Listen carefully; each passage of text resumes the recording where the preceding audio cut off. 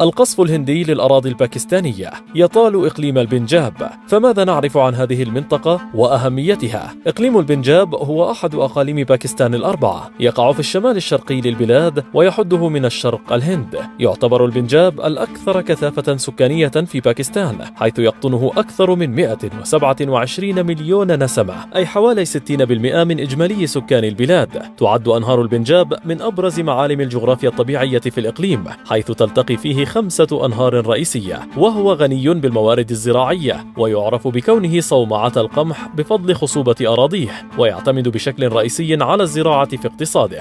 اللغة البنجابية هي اللغة الرسمية للسكان، ويعتبر الإسلام الديانة السائدة في الإقليم. يتمتع البنجاب بموقع جغرافي مميز، إذ يمتد بين هضبة بوتوهار في الشمال وصحراء تشولستان في الجنوب الشرقي، ويتميز بمناخ جاف وشبه جاف مع صيف حار. يعد الإقليم مركزا سياسيا مهما في باكستان بسبب أهميته الاقتصادية والسكانية، وكان معقلا للأحزاب السياسية الكبرى.